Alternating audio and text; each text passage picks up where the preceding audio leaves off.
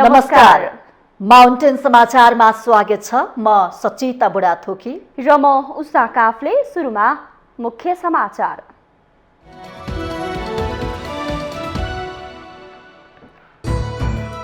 गठबन्धनले चुनाव जित्न पैसाको खोलो बगाएको एमाले अध्यक्ष ओलीको आरोप। टिकट नपाउँदैमा रुवाबसी गर्न जरुरी नभएको टिप्पणी। गठबन्धनका शीर्ष नेताको जोडेर चुनावी दौडामा आफ्नै कार्यकर्तासँग ससङ्गत। हँसिया हथौडा र कलममा भोट हाल्न किन लास भन्दै देउवाले सोधे प्रश्न। राप्रपाले मात्रै समानुपातिक सांसदको पद नबेचेको अध्यक्ष लिङ्गदेनको दावी। शीर्ष नेतृत्वलाई सच्याउन काङ्ग्रेस र एमाले राप्रपालाई मत दिनुपर्ने वरिष्ठ उपाध्यक्ष मिश्रको तर्क। चुनावी प्रचारको लागि इलामा उम्मेदवारहरूलाई भ्याइ नभ्याइ। जिल्लामा विकास नगरेको आरोप खेप्दै सुभाष नेङमान भन्छन् विकास गरेकै छु। हिन्दू धर्मावलम्बीहरूको दोस्रो ठूलो चाड यमपञ्च अन्तर्गत आज काग तिहार। यमराजको सन्देश प्रवाह गर्ने पञ्ची मानेर पूजा गरी खानेकुरा दिने चलन। चिनिया कम्युनिस्ट पार्टीको महाधिवेशन हलबाट पूर्व राष्ट्रपति हु जिन्ताओलाई निकाला गरेको विषयमा विभिन्न अड्कलबाजी। पार्टीको आधिकारिक धारणा अझै आएन। र अस्ट्रेलियामा जारी टी20 विश्वकप अन्तर्गत सुपर 12 को पहिलो खेलमा न्युजिल्यान्ड र इङ्ल्यान्ड विजयी। अस्ट्रेलिया र अफगानिस्तान पराजित।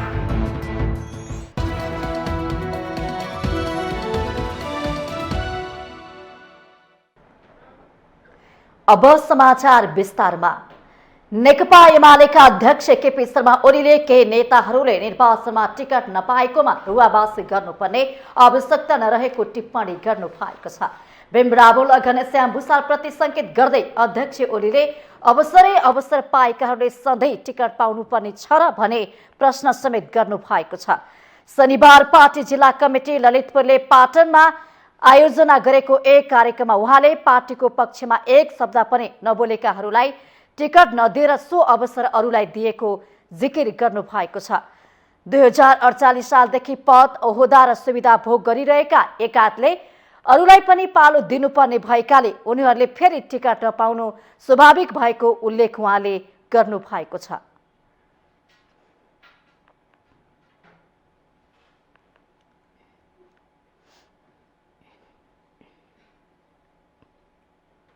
नेकपा एमालेमा न्याय हुन्छ, तर न्याय खुदै न्याय भनेको फेरि यस्तो चिज हो नि, न्याय अलिक सापेक्ष पनि हुन्छ, निरपेक्ष पनि हुँदैन। वास्तवमा भन्ने हो भने काशीनाथ अधिकारीले न्याय पाउनुभएको छैन। मैले खालि एउटा दृष्टान्त मात्रै भनेको, धेरैले न्याय पाएको छैन।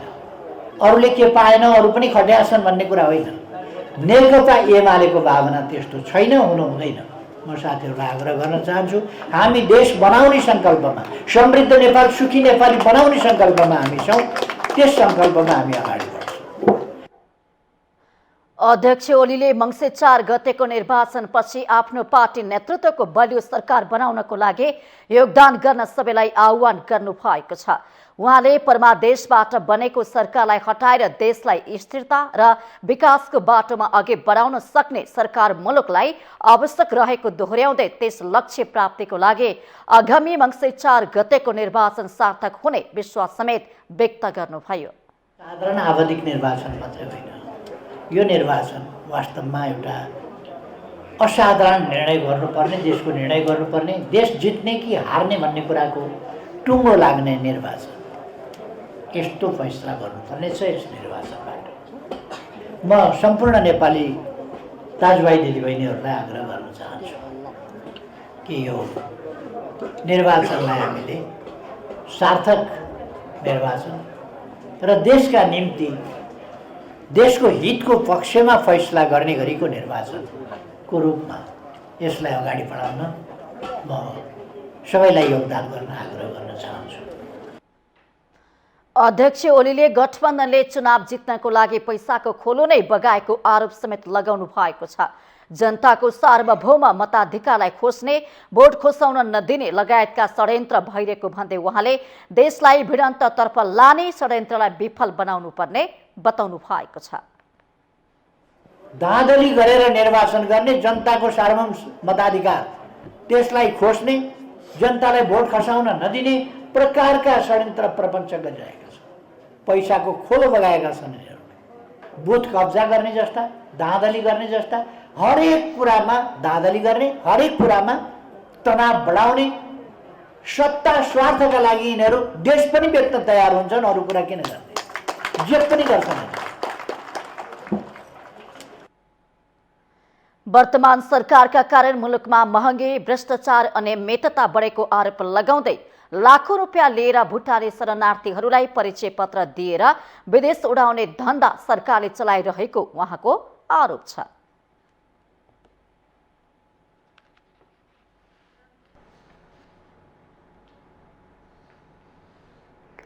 प्रधानमन्त्री तथा कांग्रेस सभापति शेरबहादुर देउवाले पार्टीका नेता तथा कार्यकर्तालाई गठबन्धनका सहयात्री दलहरूको चुनाव चिन्ह हँसिया हथौडा र कलममा भोट हाल्न किन लाज मान्ने भनेर प्रश्न गर्नु भएको छ। लोकतान्त्रिक वाम गठबन्धनले मोरङको विराटनगरमा शनिबार आयोजना गरेको प्रदेश स्तरीय नेता तथा कार्यकर्ताको भेलामा प्रधानमन्त्री देउवाले गणतन्त्रको रक्षा र संविधानको पूर्ण कार्यान्वयनका लागि गठबन्धन भएकाले यसमा कुनै शंका नगर्न आग्रह गर्नु भएको हो। मतपत्रमा हँसिया हथौडा भएको ठाउँमा हँसिया हथौडामा, कलम भएको ठाउँमा कलममा र रुख भएको ठाउँमा रुखमा मतदान गर्न उहाँले नेता तथा कार्यकर्तालाई आग्रह गर्नुभयो। कार्यक्रममा नेकपा माओवादी केन्द्रका अध्यक्ष पुष्पकमल दाहालले आर्थिक विकासका लागि कांग्रेस, माओवादी र एकीकृत समाजवादीको गठबन्धन बनेको बताउनुभयो। विशिष्ट परिस्थितिमा राजनीतिक दलहरू एक ठाउँमा आउनु परेको उहाँले दावी गर्नुभयो। अध्यक्ष दाहालले मुलुकमा भएको राजनीतिक परिवर्तन रक्षा गर्न र संविधान कार्यान्वयन गर्न गठबन्धन बनेको जिकिर गर्नुभयो। यस्तै एकीकृत समाजवादीका अध्यक्ष माधव कुमार नेपालले संविधान खारिज गरेर शासन सत्ता हातमा लिने विरुद्ध गठबन्धन बनेको जिकिर गर्नुभयो। अप्ठ्यारो परिस्थितिमा बनेको गठबन्धनलाई विजयी बनाउन उहाँले दलका नेता र कार्यकर्ताहरूलाई आग्रह गर्नुभयो।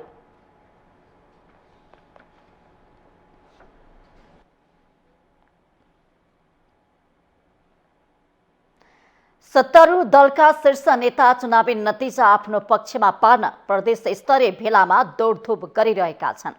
गठबन्धन गर्दा तल्लो तहमा देखिएको असन्तुष्टिलाई थामथुम पार्ने कोसिसमा नेताहरू लागेका छन्।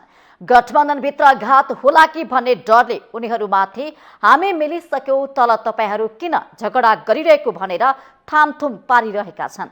यो सँगै गठबन्धनलाई विपक्षी एमाले गरेको तालमेलको पनि ठूलो डर देखिन्छ। नेताहरूको चुनावी कसरत र सम्बोधनहरूले निर्वाचनको माहौल रोचक बनाउँदै लगेको छ। एक रिपोर्ट। मंगिर 4 को निर्वाचनका लागि सत्तारूढ तथा नेकपा एमाले गठबन्धनको प्रतिस्पर्धा छ। सीट बाँडफाँडको अन्तिममा जनता समाजवादी पार्टी एमाले तर्फ र लोकतान्त्रिक समाजवादी सत्ता गठबन्धनतर्फ जोडिएपछि सोही हिसाबले चुनावी तयारी अघि बढेको छ। स्थानीय तहको निर्वाचनको नतिजा र गठबन्धनको प्रकृति हेर्दा एमाले नेतृत्वको भन्दा सत्ता गठबन्धन केही बलियो देखिन्छ। त्यसो त गत स्थानीय निर्वाचनमा जसपा र लोसपा ठिक विपरीत भूमिकामा थिए, तर मधेस केन्द्रित दलहरूले निर्णायक फरक पार्ने सम्भावना कम छ। तुलनात्मक रूपमा बलियो स्थितिमा देखिए पनि गठबन्धनका शीर्ष नेताहरूलाई चुनावी डर कायमै देखिन्छ। एकातर्फ एमाले नेतृत्वको गठबन्धनसँग प्रतिस्पर्धा, अर्कोतर्फ आफू भित्रै घात होला कि भन्ने डर। अहिले देशव्यापी भेलाका क्रममा शीर्ष नेतृत्वको अभिव्यक्तिमा चुनावी डर प्रष्ट देखिन्छ। एमाले नेतृत्वको गठबन्धनलाई कम आँक्न नहुने भन्दै नेताहरू कार्यकर्ताहरूलाई प्रशिक्षण दिइरहेका छन्। अहिलेका लागि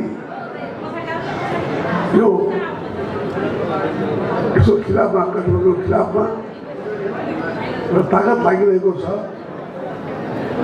अहिले भन्न थाल्छ कि अब चाहिँ राजावादी ताकत नै राष्ट्रवादी भन्न थाल्छ कि अब हद हुन्छ कि हामी कुन अनाक्षी छौँ। देशलाई, देशको एकतालाई खण्डित गर्न चाहने तत्त्वहरू पनि त्यो अर्को गठबन्धनमा केन्द्रित छन्। हेक्का राखौँ, हल्का रूपले नहेरौँ।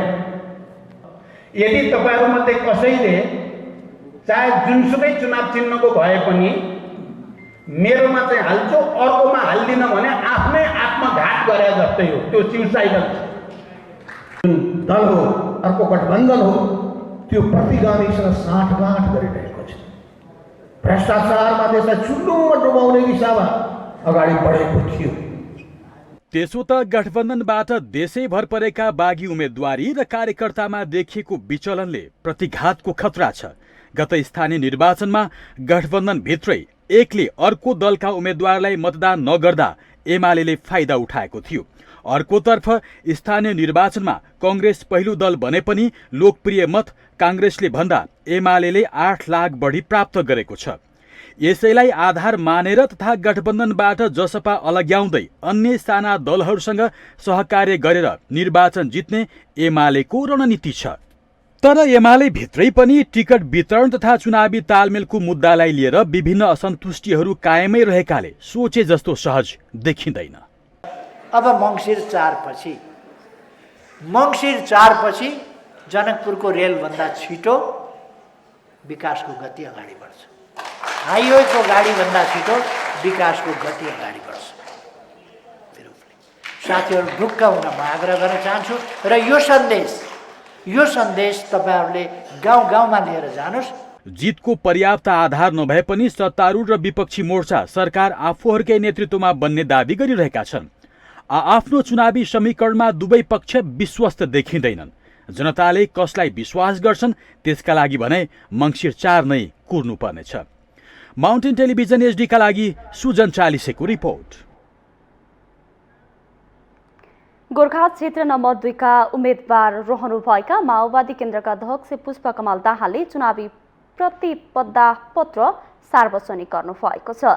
शनिबार दिउँसो 8 पृष्ठको प्रतिबद्धता पत्र मार्फत गोर्खाको विकासका योजनाहरू सार्वजनिक गर्नुभएको हो।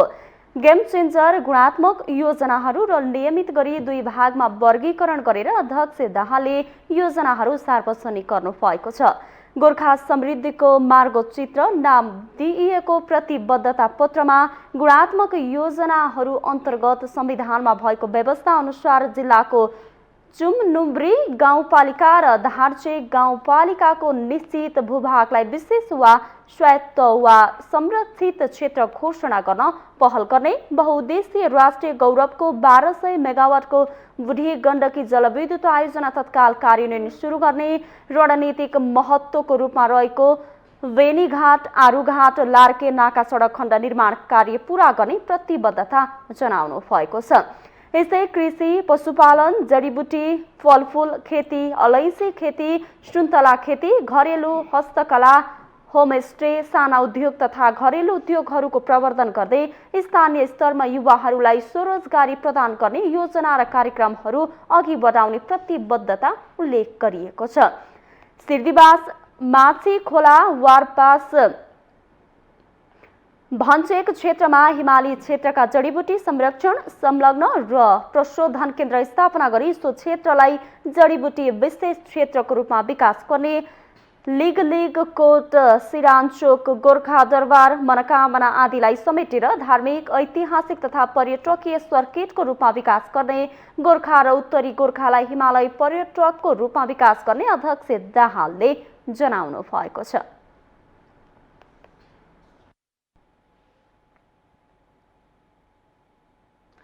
लोकतान्त्रिक समाजवादी पार्टी लोसपाले घोषणापत्र लेखन कार्य सम्पन्न गरेको छ। मङ्सिर 4 गते हुने प्रदेश र प्रतिनिधि सभा निर्वाचनको लागि पार्टी नेता अनिल झाको नेतृत्वमा रहेको घोषणापत्र लेखन समिति बनाएको थियो। समिति सदस्य डाक्टर सुरेन्द्र झाले घोषणापत्र लेखन कार्य सम्पन्न भएको र प्रिन्टमा पठाउन लागिएको जानकारी दिनुभएको छ। लोसपाले 10+1 प्रदेश संरचनालाई पुनः बहसमा ल्याउने भएको छ। नेता झाका अनुसार राज्य पुनर्संरचनाको समयमा उठेको 10+1 प्रदेश संरचनालाई घोषणा पत्रमा लेखिएको छ। 5 वर्ष प्रदेश संरचनाको उपलब्धिको पुनरावलोकन गर्ने र प्रदेशलाई बलियो बनाउने विषयहरू घोषणा पत्रमा उल्लेख गरिएका छन्। प्राध्यापक डाक्टर अमरेश कान्त झा, नेताहरू जितेन्द्र सोनल, केशव झा, लक्ष्मणलाल कर्ण तथा कमला गुरुङ रहेको समितिले घोषणा पत्रमा दलहरू बीच साझा परराष्ट्र नीति हुनुपर्नेमा जोड दिएको छ। सत्तामा हुँदा र बाहिर हुँदा दलहरूले विदेश नीतिमा आकाश जमिनको फरक हुने भन्दै उसले दलहरू एक ठाउँमा उभिएर विदेश नीति तय गर्नुपर्नेमा जोड दिएको झाली बताउनु भएको छ। साथै समानुपातिक समावेशिता बढाउने अन्तरिम संविधान 2063ले अनिवार्य गरेको तर वर्तमान संविधानले वैकल्पिक भनेको मातृभाषामा शिक्षा दिनुपर्ने विषयलाई जोडतोडको साथ उठाइएको छ।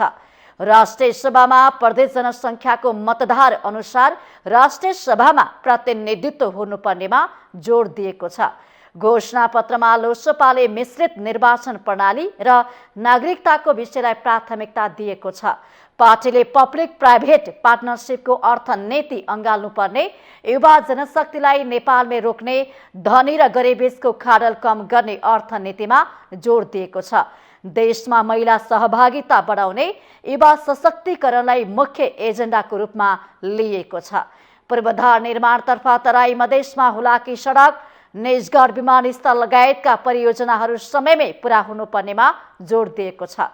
मधेस प्रदेशको राजधानी जनकपुरलाई धार्मिक, पर्यटन र हिन्दूहरूको आस्थाको केन्द्र बनाउनु पर्ने, वीरगञ्ज लगायतका क्षेत्र औद्योगिक हब बनाउने विषयलाई प्राथमिकता दिएको छ।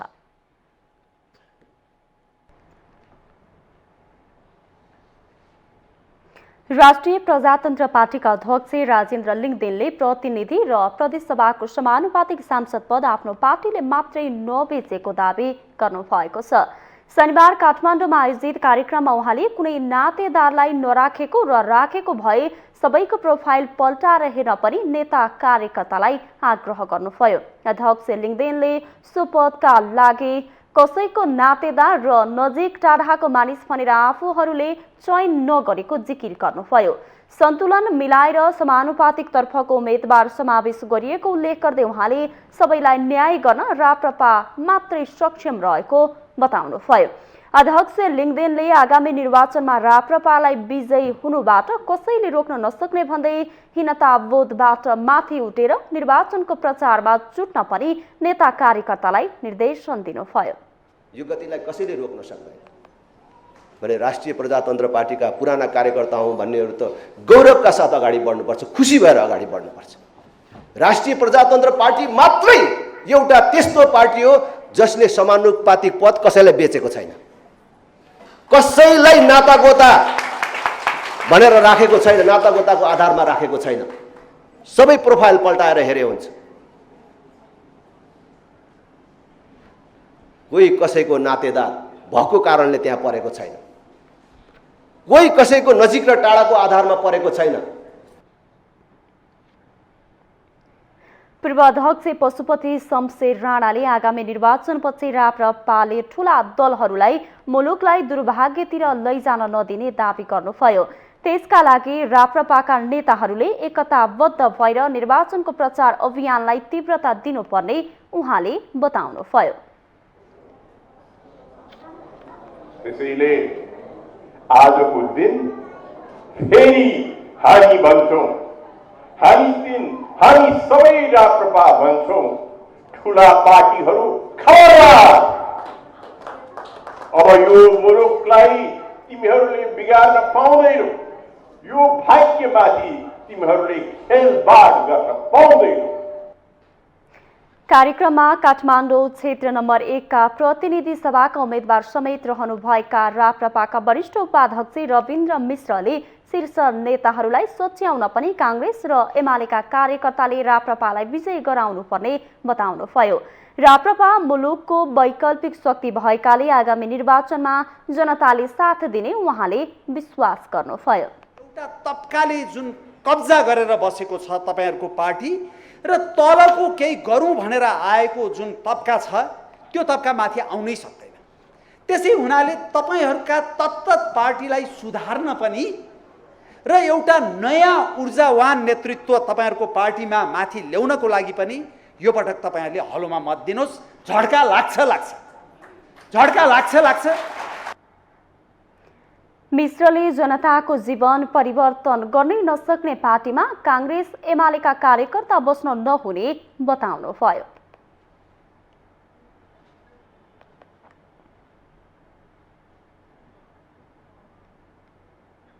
माउन्टेन समाचारमा पालो भएको छ ब्रेकको।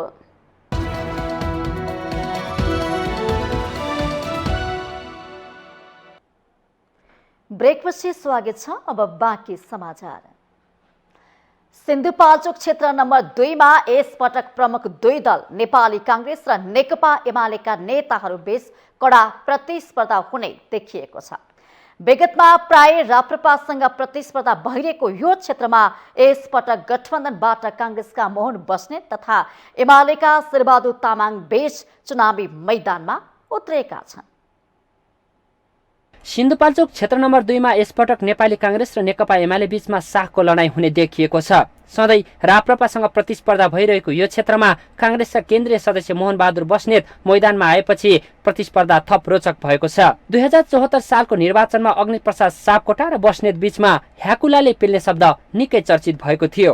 यसपटक शेरबहादुर तामाङ आफ्नो निर्वाचन क्षेत्रमा बस्नेतको त्यही ह्याकुलोसँग प्रतिस्पर्धा गरिरहेका छन्। तामाङ सो क्षेत्रमा ह्याट्रिक पूरा गर्ने दाउमा छन्। सत्ता गठबन्धनको भाग बन्नमा यो क्षेत्र कांग्रेसको भागमा परेपछि बस्नेत क्षेत्र नम्बर 1 छाडेर तामाङसँग प्रतिस्पर्धामा उत्रिएका हुन्। बस्नेत 2 पटक कांग्रेस केन्द्रीय सदस्य र मन्त्री समेत बनिसकेका छन्। सिन्धुपाल्चोक 2 को निर्वाचनको इतिहास पल्टाउने हो भने कांग्रेसबाट अहिलेसम्म कुनै उम्मेद्वार निर्वाचित हुन सकेका छैनन्। 49 वडा रहेको यस क्षेत्रमा गत वैशाखमा सम्पन्न स्थानीय तहको निर्वाचनको परिणाम हेर्ने हो भने एमाले कांग्रेस भन्दा 2000 मतले अघि छ। तर अहिले गठबन्धन सहितको मत जोड्ने हो भने बस्नेत अगाडि देखिन्छन्। गठबन्धनको साथले बस्नेत यसपटक जित्नेमा ढुक्क छन्। धेरै लामो समय 30औं वर्षदेखि त्यहाँ कांग्रेसले चुनाव जितेको छैन।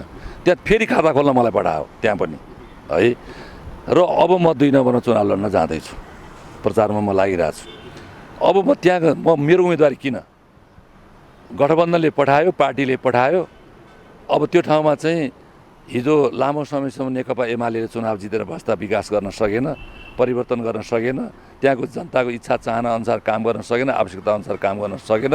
जे उहाँहरूले गर्न सक्नु भएन सबै काम म गर्नलाई जाने हो। एमाले उम्मेद्वार तामाङको यो निर्वाचन क्षेत्रमा चौथो प्रतिस्पर्धा हो। यसअघि 2064, 70 र 74 मा उनले प्रत्यक्षतर्फको टिकट पाएका थिए, जसमा 2070 र 74 मा जित हात पार्दै सांसद भएका थिए भने 2064 मा झिनो मतान्तरले पराजित भएका थिए। गठबन्धनको मत बढी भएकाले तामाङलाई सहजै जित हासिल गर्न भने चुनौती छ। आफू यस क्षेत्रको जनतासँग परिचित अनुहार भएको र हरेक दुःख सुखको साथीसँगै विकास निर्माणको काममा जुटेकाले पनि जनताको रोजाइमा पर्ने उनको दाबी छ। एमालेसँग सिंगल लड्न सकिँदैन भन्ने डर छ, जसका कारणले गर्दा उहाँहरू गठबन्धनमा छन्। तर हामी चाहिँ जनतासँगको सामिप्यतामा छौँ, जनतासँगको गठबन्धनमा छौँ र जनताले हामीलाई स्वीकार गर्नेछ। यसपटक नेकपा एमालेलाई नै बहुमत दिनेछन् भन्ने कुरामा चाहिँ हामीलाई विश्वास छ र हामी जनताको बिचमा जाँदा अत्यन्त उत्साह पनि छ कि जनताले हामीलाई स्वीकार गरेको अवस्था पनि छ। र त्यसो भएको हुनाले कुनै गठबन्धन भयो भएन अथवा को गठबन्धनको को उम्मेदवार आयो भन्ने कुरा हाम्रो लागि गौण हो र हामी चाहिँ मूल कुरा प्रतिस्पर्धा कोहीसँग भन्दा पनि हामी आफैसँग पनि हो। किनभने हामी आफू राम्रो भयौँ, राम्रो रूपमा हामीले हाम्रो एजेन्डा पस्किन सक्यौँ, जनतालाई कन्भिन्स गर्न सक्यौँ भने हामी को उम्मेदवार को खडा भयो, को मसँग प्रतिस्पर्धा गर्दैछ, हामीले त्यो कुरालाई धेरै माने चाहिँ राख्दैनौँ। हामी त्यो काउन्ट गरेर बस्दैनौँ। यो क्षेत्रमा कांग्रेस र नेकपा एमाले दुवै पार्टीभित्र टिकट वितरणसँगै अन्तर्विरोध देखिएको छ। एमाले भित्रको अन्तर्विरोध बाहिर देखिएको छैन भने कांग्रेस भित्र देखिने गरी भएको छ। यसैका बावजुद कांग्रेस नेता बद्री चौलागाई बागी उम्मेद्वार उठेका छन्। त्यस्तै गठबन्धन भित्रको अर्को दल एकीकृत समाजवादीको प्रभाव भए पनि कुनै पनि क्षेत्रमा स्थान पाउन सकेन। समग्रमा केन्द्रीय तहका 2 प्रभावशाली नेताहरूकै कडा प्रतिस्पर्धा हुने हुँदा यो क्षेत्रको चुनाव निकै रोचक हुने देखिन्छ। माउन्टेन टेलिभिजन एचडीका लागि क्यामेरामा केशव श्रेष्ठका साथमा बटुक राजगिरीको रिपोर्ट। निर्वाचनको मिति नजिकिएसँगै उम्मेदवारहरू जनताका घर दैलोमा भोट माग्न व्यस्त छन्।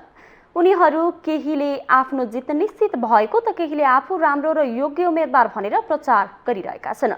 पूर्व प्रधानमन्त्री झलनाथ खनाल र संविधान सभा अध्यक्ष सुभाष चन्द्र नेमुवाङ उम्मेदवार बनेकाले इलाम पनि चुनावी चर्चामा रहेको छ।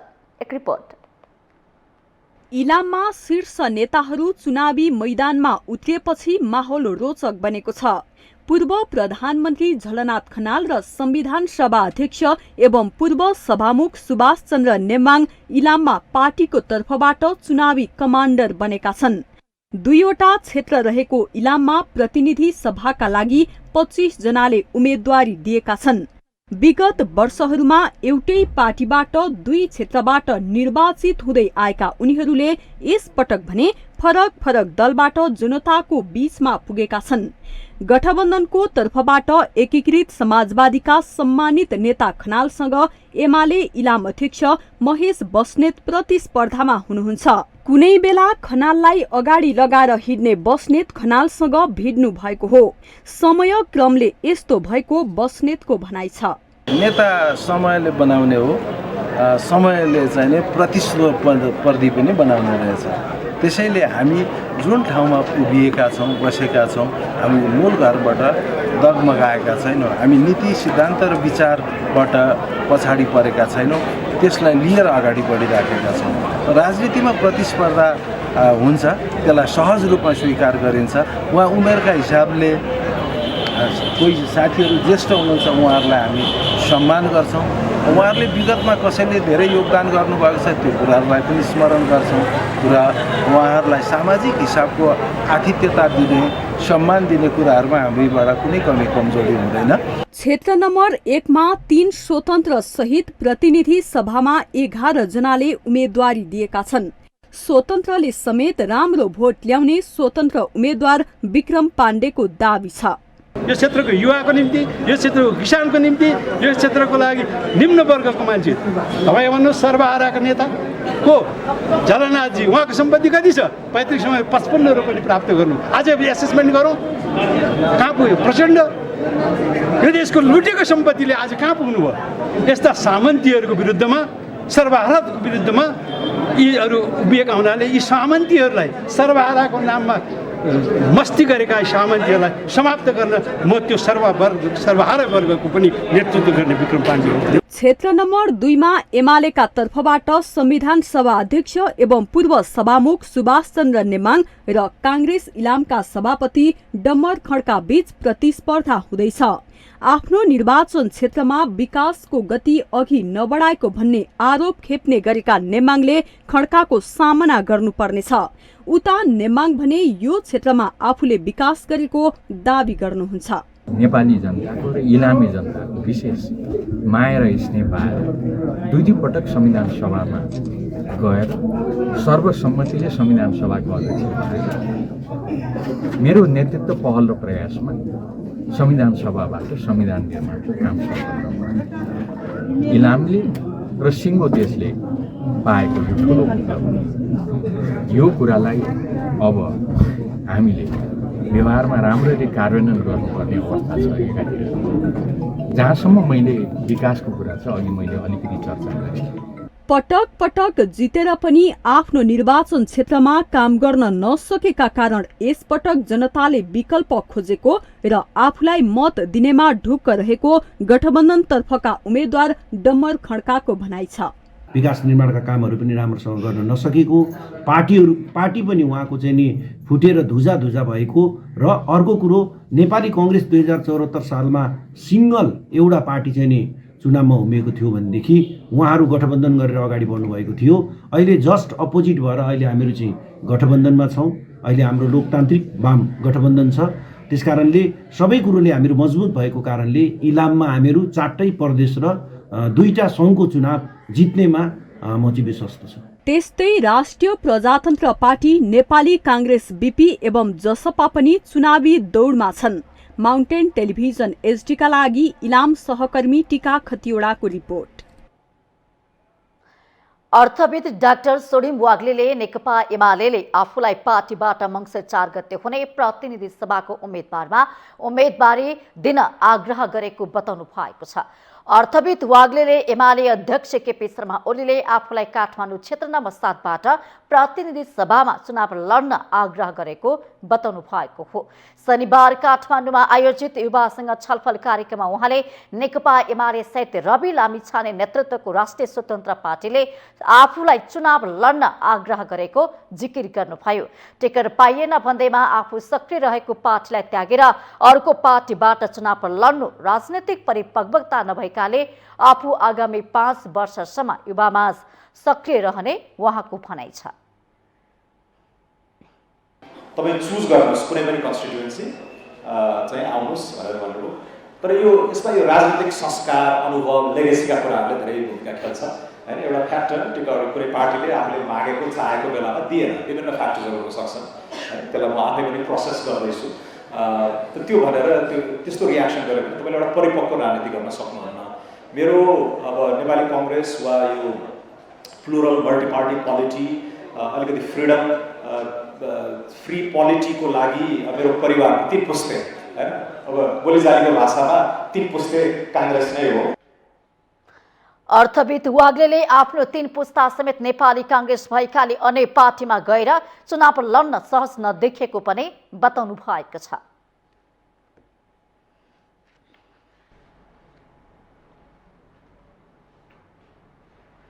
सत्ता गठबन्धनबाट प्रतिनिधि सभामा सोलखुम्बुबाट उम्मेदवारी बन्नुभएका बलबहादुर केसीले सबै काठमाडौँमा रहेका जिल्लावासीलाई मतदानका लागि जिल्ला फर्कन आग्रह गर्नुभएको छ।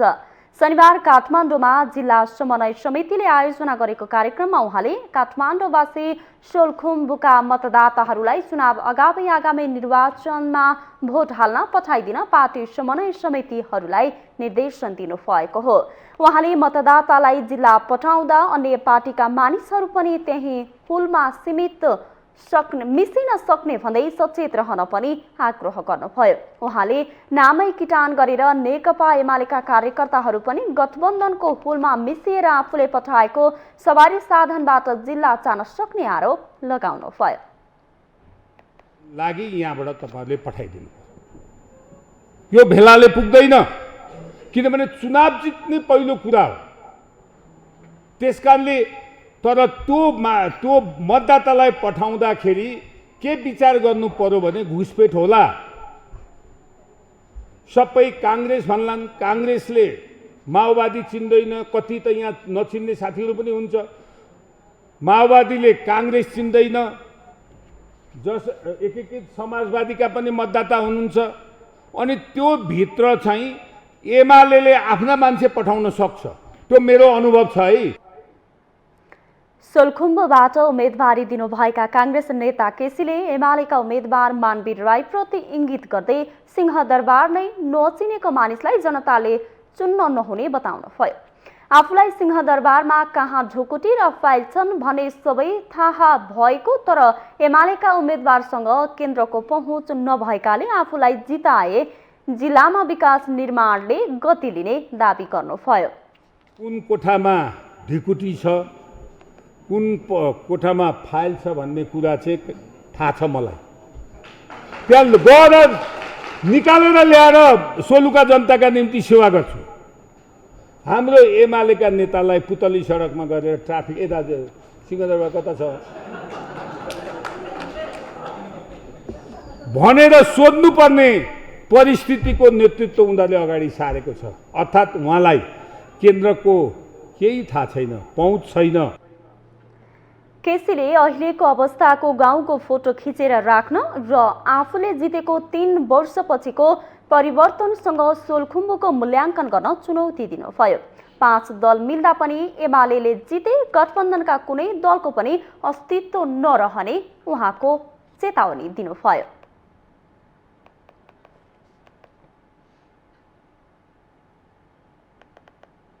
माउन्टेन समाचारमा पालो भएको छ ब्रेकको।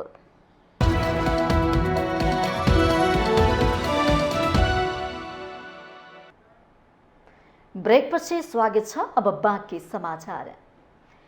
हिन्दू धर्मावलम्बीहरूको दोस्रो ठुलो चाड एमा पञ्चक अन्तर्गत आज काग तिहार मनाइँदैछ। तिहारको पहिलो र महत्त्वपूर्ण दिनलाई काग तिहार भनिन्छ। यस दिन मात्रै कागलाई सम्मानको साथ पूजा गर्ने र खानेकुरा दिने चलन रहेको छ। काग अर्थात् सन्देश प्रवाहक प्राणी। काग करायो भने केही सन्देश या पाहुना आउने जनाउका रूपमा नेपाली समाजमा लिने चलन छ। कागलाई विशेष गरी सन्देह प्रवाह गर्ने पन्छीका रूपमा पनि लिइन्छ। धर्मशास्त्रहरू अनुसार नरक लोकका अधिपति यमराजले पृथ्वी लोकमा भएका मानिस लगायतका सम्पूर्ण जीवित प्राणीको जन्म मृत्युको विवरण राख्ने गर्दछन्। यस्तो विवरण ल्याउने र लैजाने काम भने कागले गर्ने मान्यता रहेको छ। आकाश मार्गबाट छिटो सन्देश ल्याउने लाने भएकाले यमराजले कागलाई आफ्नो दूत नियुक्त गरेको जनश्रुति रहेको छ। तर काग तिहारमा भने यी सबै नकारात्मक मान्यताहरूलाई बिर्सेर कागको पूजा गरिन्छ। काग एउटा बाठो पंक्षी हो र यसले हाम्रो बाली नालीमा भएका दुर्गुणे किरा फट्याङ्ग्राहरूलाई खाइदिएर अन्न उत्पादनमा र मांस जन्य फोरेहरू खाइदिएर सरसफाइमा सहयोग गर्दछ। आजको दिन कागलाई पूजाआजा नगरे र खान नदिए पापको भागी भइन्छ भन्ने धार्मिक मान्यता रहेको छ। काग तिहारमा कागलाई घर आँगनमा बोलाई घरमा बनेका परिकार खान दिइन्छ।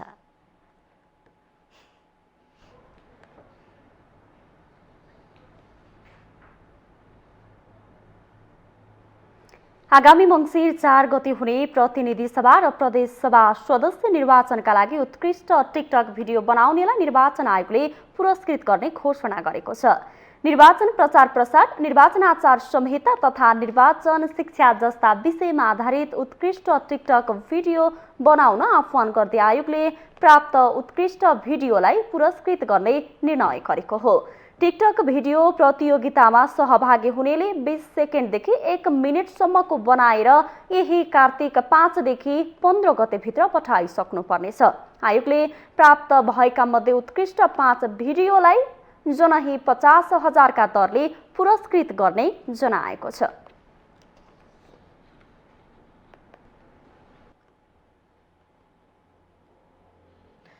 दाङमा बबई नदीमा नुहाउने क्रममा डुबेर 2 किशोरी बेपत्ता भएका छन्। एकजनाको भने उद्धार गरिएको छ।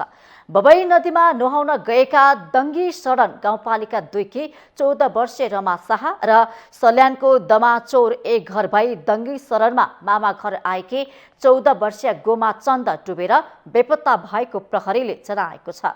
तुलसीपुर उपमहानगरपालिका 11 को मोतीपुर नजिकै शनिबार दिउँसो बबई नदीमा नुहाउने क्रममा उनीहरू डुबेर बेपत्ता भएको र खोजी भइरहेको इलाका प्रहरी कार्यालय तुलसीपुरका प्रमुख डीएसपी पुष्पराज मल्लले जानकारी दिनुभएको छ।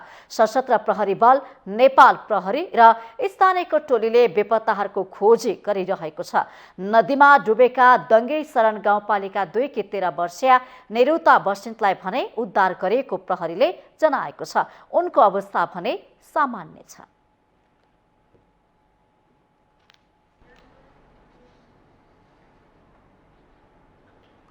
आगामी निर्वाचनको सुरक्षाका लागि भर्ना गरिएका म्यादी प्रहरी तालिममा व्यस्त छन्। कार्तिक 8 गतेसम्म तालिम सञ्चालन हुनेछ। तालिम सकेको भोलिपल्टदेखि सुरक्षामा म्यादी प्रहरीलाई परिचालन गरिने प्रहरी प्रधान कार्यालयका प्रवक्ता टेक प्रसाद राईले बताउनु भएको छ। उहाँका अनुसार प्रहरी प्रधान कार्यालयले भदौ 23 देखि असोज 6 गतेसम्म देशभरका जिल्ला प्रहरी कार्यालय मार्फत 1,15,000 म्यादी प्रहरी भर्ना गर्न आह्वान गरेको थियो।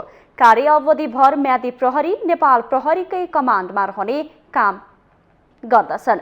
निर्वाचनका लागि करिब 3 लाख सुरक्षाकर्मी परिचालन गर्ने गृह मन्त्रालयको निर्वाचन सुरक्षा कार्य योजना छ, जसमा करिब 75,000 सेना, 65,000 प्रहरी, 32,000 सशस्त्र प्रहरी बल, राष्ट्रिय अनुसन्धान विभागका करिब 1,500 र 1,15,000 म्यादी प्रहरी खटाउने तयारी गरिएको छ। कुन प्रदेशमा कति म्यादी प्रहरी खटाउने विषय मतदान स्थल र मतदान केन्द्रमा सुरक्षा चुनौती हेरेर कोटा निर्धारण हुने बताइएको छ। चालु आर्थिक वर्षमा सबै राष्ट्र सेवक कर्मचारीको तलब 15% बढेकाले म्यादीले पाउने तलब पनि सोही अनुसार कायम भएको छ।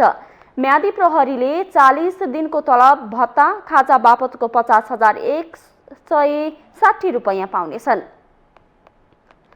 स्थानीय निर्वाचनको तुलनामा म्यादीलाई करिब 6,000 रुपैयाँ बढी दिएको छ। म्यादी प्रहरीले बहाल रहेसम्म आचार संहिता र मापदण्ड पालना गर्नमा कडाई गरिएको छ।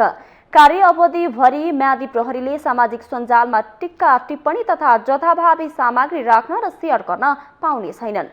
ड्युटी समयमा मोबाइल फोन पनि प्रयोग गर्न पाइने छैन। अर्थ मन्त्रालयले म्यादी प्रहरीका लागि 5,86,39,50,000 रुपैयाँको व्यवस्था गरेको छ।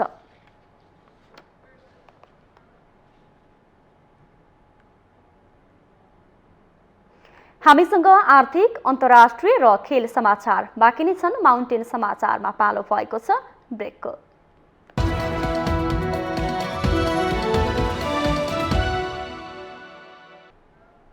ब्रेकपछि स्वागत छ। अब पालो आर्थिक समाचारको।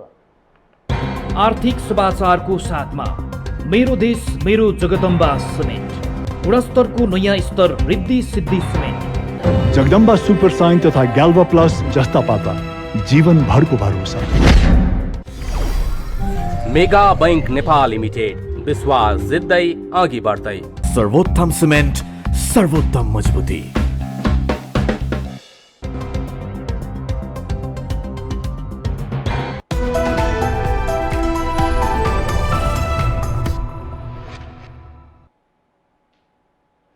नेपालीहरूको महान चाड दीपावली सुरु भएसँगै काठमाडौँ लगायतका देशभरका बजारमा तिहारको सामान किनेको भिड बढेको छ।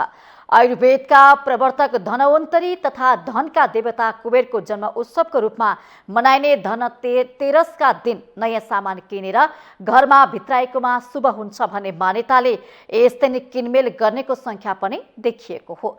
उच्च र मध्यम वर्गका व्यक्तिहरू धनतेरसका दिन विलासिताका वस्तुहरू किन्ने गर्दछन्। अर्कोतिर विपन्न र निम्न वर्गका मानिसहरू आफ्नो आवश्यकता र खाँचोका वस्तुहरू खरिद गरी यो पर्व मनाउँछन्। धनका देवता कुबेरको जन्मोत्सवका रूपमा मनाइने धनतेरसका दिनमा केही नयाँ सामानहरू घरमा किनेर भित्र्याउनु पर्छ र यस दिनमा किनेको सामानहरू शुभ हुन्छ भन्ने एक प्रकारको मान्यता रहेको छ र यसै दिन किनेका सामानहरू लक्ष्मी पूजाका दिनमा पूजा गरेर घरमा भित्र्याउने अझ यो प्रचलन रहिआएको छ। धनतेरसका दिनमा सामान कसरी किनबेच भइरहेको छ, बजार कतिको सक्रिय देखिएको छ भन्ने विषयमा केन्द्रित रहेर हामी सर्वसाधारण किनमेल गर्ने र जो व्यवसायीहरू हुनुहुन्छ उहाँहरूसँग पनि हामी बुझ्ने प्रयत्न गर्छौँ। धन्वन्तरीजीको समुद्र मन्थन भयो थियो, त्यो टाइममा धन्वन्तरीजीको पनि जन्म भयो थियो त्रियोदशीको दिन। त्यसकै रूपमा हामीले धन्वन्तरी जयन्ती मनाउँछौँ। धन्वन्तरी भनेको हाम्रो औषधि जुन छ नि, उहाँको सबैभन्दा पहिलो गुरु, उहाँले औषधिको ज्ञान दिनुभयो। धन्वन्तरी जयन्तीको दिन भनेको मतलब भयो हाम्रो घरमा शुभ आओस्। सामान सुन किनेको, चाँदी किनेको, पित्तल तामा किनेको, लोहा नकिनेको, यो राम्रो सामान किनेर हाम्रो घरमा शुभ होस्। यो धनतेरसको दिन धन सम्पत्ति जोड्यो भने त्यो चाहिँ 13 अथवा 13 गुणा हुन्छ भन्ने एउटा चाहिँ मान्यता चलिआएको छ। त्यसकारण आज सुन चाँदी अथवा चाहिँ गरगहनाहरू अनि तपाईँको काँसको थालहरू यस्तो किन्यो भने यसले चाहिँ धन सम्पत्तिमा वृद्धि गर्छ भने त्यो हुनाले यसो चाहिँ सुनको सामानहरू केही किन्नु भनेर आएको परापूर्व कालदेखि चलिआएको हुनाले हुन्छ होला भन्ने छ। र आजसम्म जे गर्यो ठ्याक्कै त्यो ट्रिपल नभए पनि जस राम्रो भएर गइरहेछ, किनेपछि राम्रै भयो जस्तो लाग्छ हामीलाई। त्यही भएर यो चलिआएको मान्यता भनौँ ठ्याक्कै यस्तै छ भन्ने छैन। शास्त्रहरूमा यसले लेखेको कुरालाई हामीले मानिरहेछौँ। अहिले कुबेरको बर्थडे भएर त्यो मान्छेले आजै किन्ने यो जरुरी छैन। मान्छे सुन नकिन्ने सकेर पनि मान्छे एउटा सिल्भरको कोइन पनि किन्छ। जसले जे हुन्छ मान्छे सोच्छ ल 1 महिनापछि धनतेरस आउँदैछ, त्यो दिन बरु किन्छ, त्यो भन्छ एकदम राम्रो हुन्छ भनेर। त्यो दिन भगवानको मान्छेले दुनियाँमा लक्ष्मी भन्दा बढी केही कुरा मान्दैन अहिले।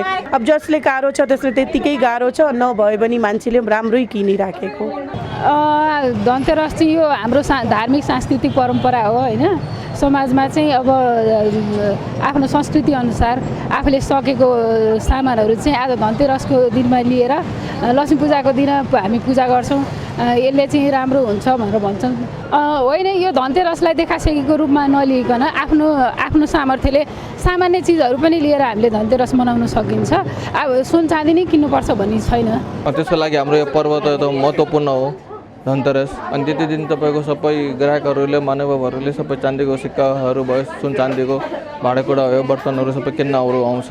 त्यसको लागि आज कस्टमरको धेरै चाप हुन्छ अनि त्यो हिसाबले कस्टमरले डिल पनि गर्न अलिक गाह्रो हुन्छ। धेरै 70% एक्स्ट्रा हुन्छ। पर्सेन्टेज वाइज गर्दाखेरि अरू दिन तपाईँको 30% सेल हुन्छ भने आजको दिन 70% सेल हुन्छ, एक्स्ट्रा सेल हुन्छ। होइन, विगत वर्षभन्दा पनि पोहोर वर्षभन्दा अलिकति बढी छ, तर त्योभन्दा अगाडि भन्दा अलिक ठिकै थियो। उच्च र मध्यमवर्गीय व्यक्तिहरूले यस दिनमा धनतेरसका दिनमा विलासिताका सामानहरू सरसामानहरू किनेर मनाइरहेको देखिन्छ भने निम्न र विपन्न वर्गीय व्यक्तिहरूले पनि आफूलाई आवश्यकता परेका सामानहरू किनेर आफ्नो आवश्यकता पूर्ति गरेर आफ्नो यो पर्वलाई मनाउँदै गरेको पनि देखिन्छ। माउन्टेन टेलिभिजन एचडीका लागि क्यामेरामा प्रदीप घलानका साथमा बिन्दु अधिकारी, काठमाडौँ। अब पालो अन्तर्राष्ट्रिय समाचारको।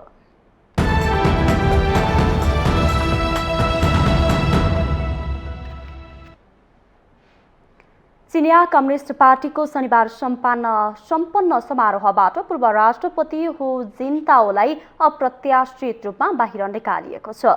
भव्य रूपमा सजाइएको उक्त समारोहबाट हु जिन्ताओलाई हटाइएको दृश्यबारे अनेक टिप्पणी हुन थालेको छ। यद्यपि यसबारे चिनिया पक्षबाट कुनै आधिकारिक प्रतिक्रिया आएको छैन।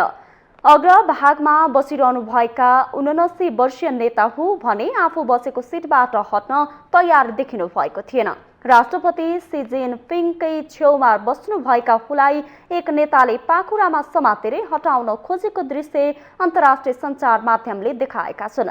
ती नेताले पाखुरामा समात्न खोज्दा हु उठ्न तयार नदेखिएपछि दुवै हातले समातेर उचाल्दै गरेको दृश्य सामाजिक सञ्जालमा पनि सार्वजनिक भएका छन्। केही बेरसम्म सिटबाट उठ्न आनाकानी गर्नुभएको हुले राष्ट्रपति सी र प्रधानमन्त्री ली खच्याङसँग केही भन्दै गरेको पनि दृश्यमा देखिएको छ।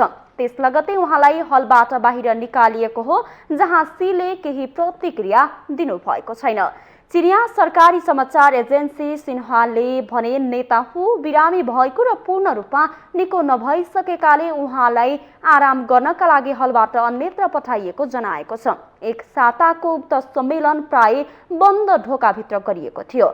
समापन समारोहमा भने पत्रकारहरूलाई अनुमति दिएको थियो। त्यसको केही बेरमै हु प्रवेश गर्नुभएको थियो। सी जिनपिङलाई पुनः महासचिवमा चयन गर्दै चिनिया कम्युनिस्ट पार्टीको 20औं महाधिवेशन सम्पन्न भएको छ।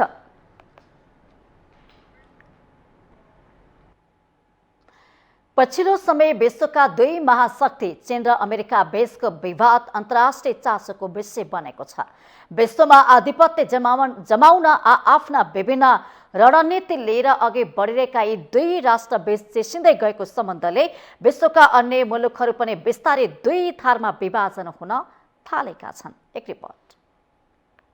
अमेरिका र चीन दुवैको रणनीतिले एक अर्कालाई प्रमुख प्रतिद्वन्द्वीको रूपमा चित्रण गर्न थालेको सिलसिलाले अहिले चरम रूप लिएको छ।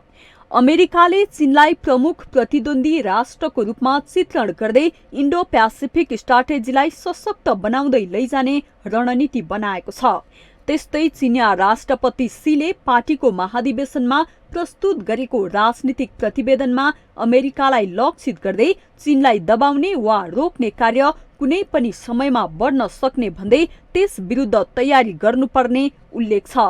भू राजनीतिक प्रतिद्वन्दितामा रहेका विश्वका प्रमुख दुई शक्ति अमेरिका र चीनले एक साताभित्र परिवर्तित विश्व परिस्थितिको वैश्विक दृष्टिकोण बाहिर ल्याएका हुन्।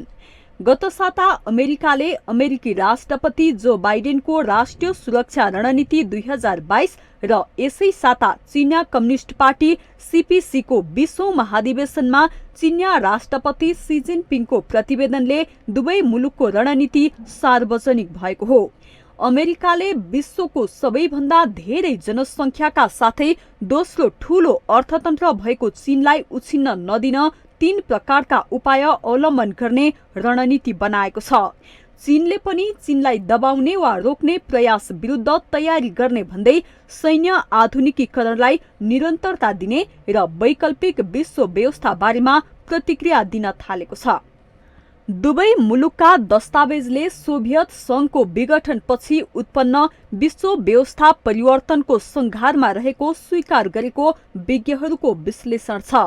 दुवै देश विश्वमा वर्चस्व स्थापित गर्नेतर्फ लक्षित छन्। यसले आगामी दशकका लागि दक्षिण एसिया सहित विश्व राजनीतिक र समीकरणलाई निर्देशित गर्ने निश्चित प्राय छ। अमेरिकी सुरक्षा रणनीतिमा दुईवटा सामरिक चुनौती सामना गरिरहेको उल्लेख छ। पहिलो शीत युद्धको समाप्ति पछिको युग समाप्त भएको छ र यसपछि के हुने भनेर आकार दिन प्रमुख शक्तिहरू बीच प्रतिस्पर्धा जारी रहेको अमेरिकी सुरक्षा रणनीतिमा भनिएको छ।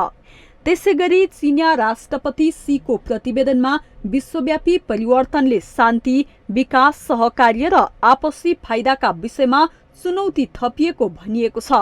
अमेरिका पहिलो भन्ने बाइडेनको नीति विरुद्ध विश्व व्यवस्थामा पुनः संरचना गरेर आफ्ना सरोकारका विषयलाई सम्बोधन गर्न चीन रणनीतिकै कारण दुवै देशले एकले अर्को विरुद्ध कदम उठाउन थालेका छन्। पछिल्लो रणनीति अनुसार अमेरिका चीनलाई कुनै पनि क्षेत्रमा आफूभन्दा अगाडि बढ्न नदिने सोचमा रहेको स्पष्ट हुन्छ। चीन र रुसको बढ्दो सामिप्यता पनि अमेरिकाका लागि टाउको दुखाइ भएको छ। अमेरिकाले प्रतिवेदनमा देशहरूलाई प्रजातान्त्रिक र अधिनायकवादी भनेर कित्ताकाट गरेको छ। अवस्थाले अमेरिका र तत्कालीन सोभियत संघ बीच वैचारिक विषयमा भएको पहिलो शीत युद्ध फेरि दोहोरिने आम आशंका छ। माउन्टेन टेलिभिजन एचडीका लागि अन्तर्राष्ट्रिय ब्युरोको रिपोर्ट। अब पालो खेल समाचारको।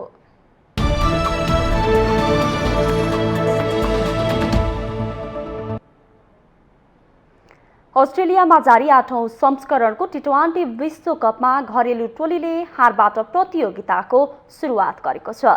आयोजक तथा डिफेन्डिङ च्याम्पियन अस्ट्रेलिया प्रतियोगितामा न्युजिल्यान्डसँग 89 रनले पराजित भएको हो। सिडनी क्रिकेट मैदानमा शनिबार 201 को लक्ष्य पछ्याएको अस्ट्रेलियाले 17.1 ओभरमा अल आउट हुँदै 111 रन मात्र बनाउन सक्यो।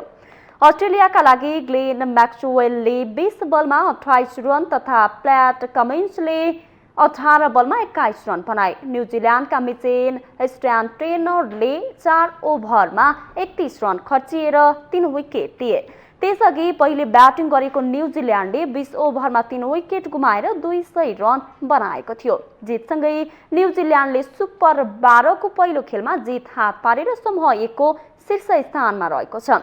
यसैगरी टी20 विश्वकपमा न्युजिल्यान्डले सुखद सुरुवात गरेको छ। पर्थमा शनिबार भएको खेलमा इङ्ल्यान्डले अफगानिस्तानलाई 5 विकेटले पराजित गरेको हो।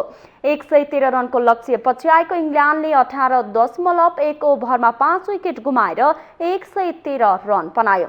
इङ्ल्यान्डको जितका लागि लिएम लिविस्टोनले अभिजित 21 बलमा 29 तथा एलेक्स हेल्सले 20 बलमा 19 रन बनाए। जोस बटलर र डाभिड मलानले समान 18 रन बनाए। अफगानिस्तानका फैजल फरुकी, सर रसिद खान, मोहम्मद नाबी, मुजिब उर रहमान र फरिद अहमदले समान 1-1 विकेट लिए। पहिले ब्याटिङ गरेको अफगानिस्तानले 19 ओभरमा अल आउट हुँदै 112 रन बनाएको थियो। अफगानिस्तानका लागि इब्राहिम जाड्रानले 32 बलमा 32 रन तथा उस्मान घानीले 30 बलमा 30 रन बनाए। इङ्ल्यान्डका लागि श्याम करनले कीर्तिमानी 5 विकेट लिए।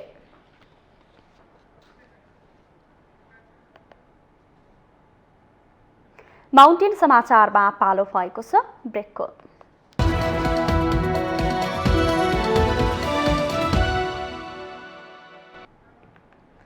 ब्रेकपछि स्वागत छ। यो सँगै हामी माउन्टेन समाचारको अन्त्यमा आइपुगेका छौं। जाँदा जाँदै मुख्य समाचार पुनः एकपटक।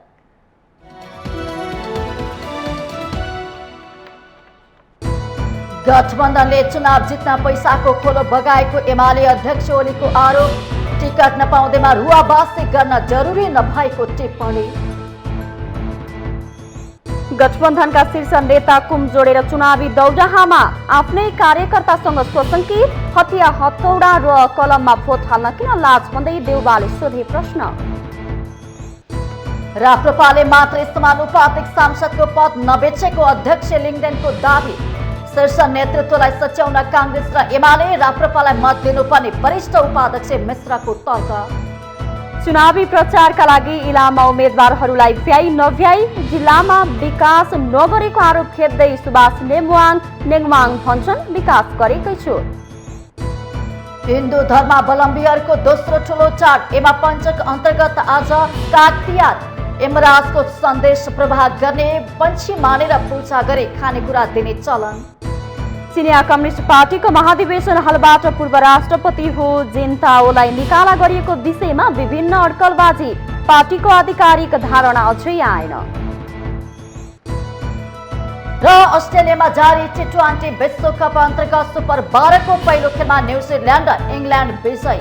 अस्ट्रेलिया र अफगानिस्तान पराजित।